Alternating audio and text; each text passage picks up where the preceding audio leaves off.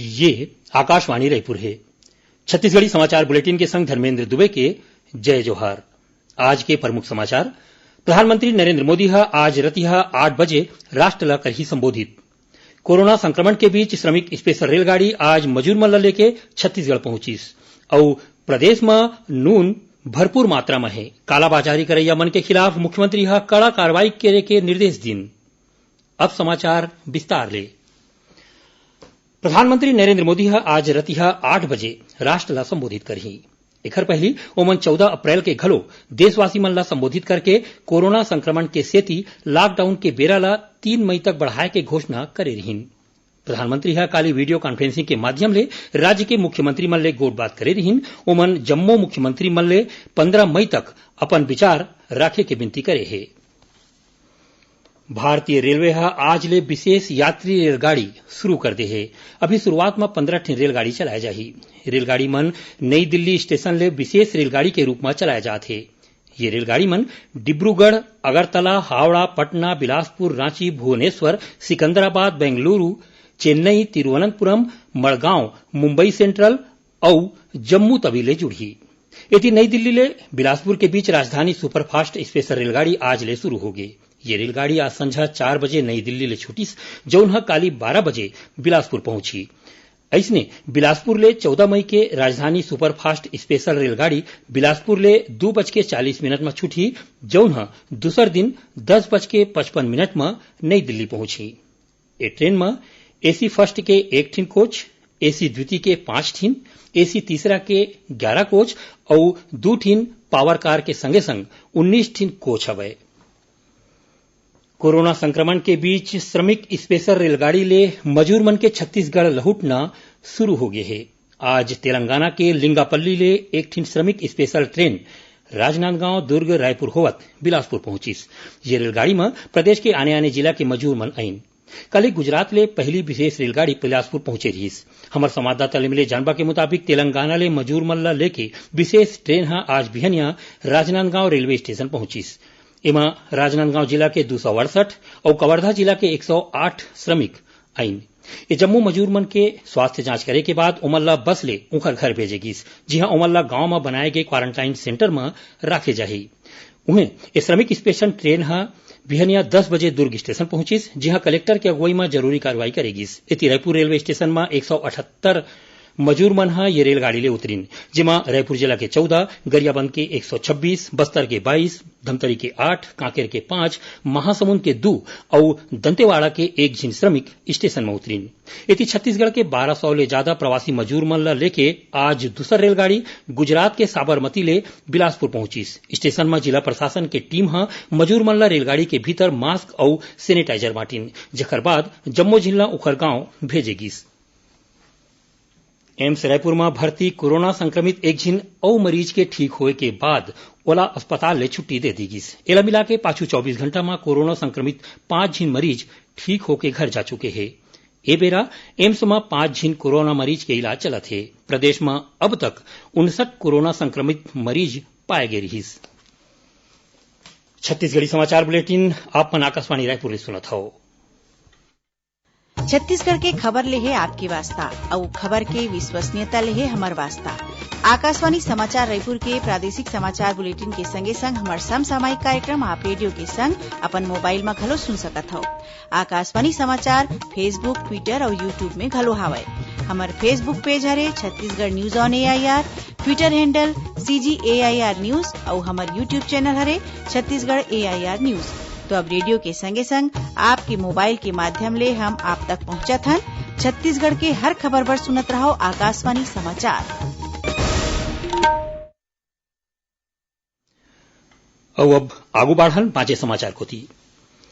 राज्य सरकार कोरोना संक्रमण और सामान्य आर्थिक मंदी ले राज्य के राजस्व में कमी ल देखत सरकारी खर्चा के सीमा ला कम कर दे है। अब जम्मो विभाग जारी करेगे बजट के पूरा साल में 100% के जगह 70% के खर्चा करही। ए बारे में वित्त विभाग परिपत्र जारी कर दे है। जारी परिपत्र के मुताबिक पहली तिमाही में खर्चा के सीमा 25 के जगह 10%, दूसर तिमाही में 15 के जगह 10%, तीसर तिमाही में 25 के जगह 20 और चौथा तिमाही में खर्चा 35 के जगह में 30% करे जाही।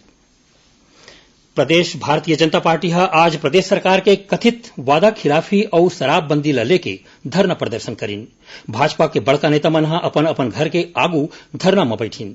पूर्व मुख्यमंत्री और भाजपा के राष्ट्रीय उपाध्यक्ष डॉक्टर रमन सिंह, संगठन महामंत्री पवन साय, सौदान सिंह, सांसद रामविचार नेताम, सरोज पांडे, नेता प्रतिपक्ष धर्मलाल कौशिक और प्रदेश भाजपा अध्यक्ष विक्रम उसेंडी अपन घर के आगू धरना में बैठीन।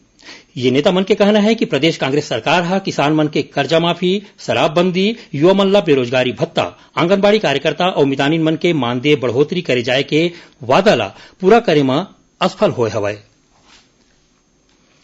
प्रदेश के कोनो कोनो जगह में नून के कमती होए के अफवाह के बाद राज्य में आज दूसर दिन घलो असमंजस की स्थिति बने रहीस। राजनांदगांव, दुर्ग, महासमुंद के संगे संग कतकोन जिला मन में नमक लेबर दुकान मन में लंबा लाइन लग गई रहीस। एती प्रशासन अफवाह ला गंभीरता ले लेवत कतकोन जगह छापा मारे के कार्रवाई करीन।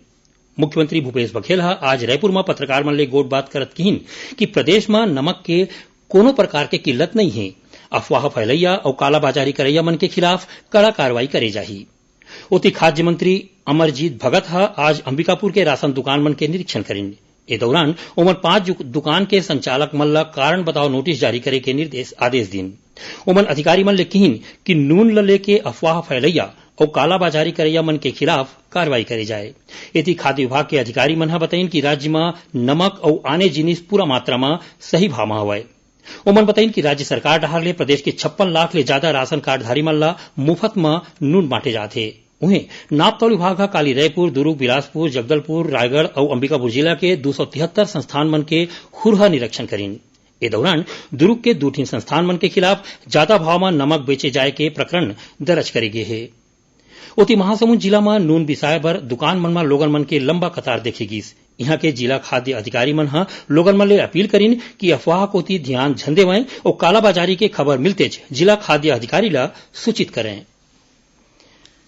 पूर्व मुख्यमंत्री अजीत जोगी के हालत अभी घलो चिंताजनक बने हैं। अस्पताल को तिले जारी बुलेटिन ले बताया गया है कि श्री जोगी के हार्ट और ब्लड प्रेशर ठीक है, फिर वेंटिलेटर के माध्यम ले ओला सांस दे जाते। पाछू 2 दिन ले डॉक्टर मन कोमा ले बाहर निकाले के प्रयास में लगे है, फिर अभी तक सफलता नहीं मिली है। आज डॉक्टर मन डहार ले ऑडियो थेरेपी दे जाते। अस्पताल के डॉक्टर सुनील खेमका बताइन कि अजीत जोगी ला अभी ऑडियो थेरेपी दे जाते, जेकर माध्यम ले दिमाग ला जगाए के कोशिश करे जाते।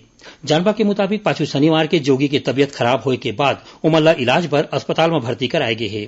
इति मुख्यमंत्री भूपेश बघेल और स्वास्थ्य मंत्री टीएस सिंहदेव आज अस्पताल जाके जोगी के स्वास्थ्य के जानबा लीन। राज्यपाल अनुसुईया उइके मुख्यमंत्री भूपेश बघेल चिट्ठी लिख के लॉकडाउन के दौरान शराब के पिए ले होवत अपराध ला रोके बर नियम के मुताबिक फैसला लेके आग्रह करे है।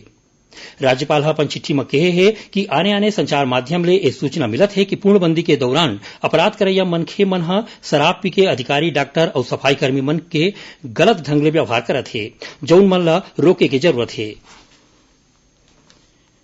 मौसम विभाग अवैया 24 घंटा के दौरान प्रदेश में 1-2 जगह में गरज चमक के संग हवा गरेर और गाज गिरे के चेतावनी दे है। मौसम विभाग ले मिले जानबा के मुताबिक ए बेरा उत्तर पूर्व मध्य प्रदेश ले दक्षिण तमिलनाडु तक एक ठिन द्रोणिका बने हैं, जेखर सेती प्रदेश में बंगाल के खाड़ी ले नमी आवत है। आखिर में प्रमुख समाचार एक घाव फिर। प्रधानमंत्री नरेंद्र मोदी आज रतिहा 8 बजे राष्ट्र ला संबोधित करही। कोरोना संक्रमण के बीच श्रमिक स्पेशल रेलगाड़ी आज मजूर मन लेके छत्तीसगढ़ पहुंचीस और प्रदेश में नून भरपूर मात्रा में है। कालाबाजारी करैया मन के खिलाफ मुख्यमंत्री कड़ा कार्रवाई करे के दिन निर्देश। एक संग छत्तीसगढ़ी समाचार बुलेटिन इहें सिरावत है। जय जोहार।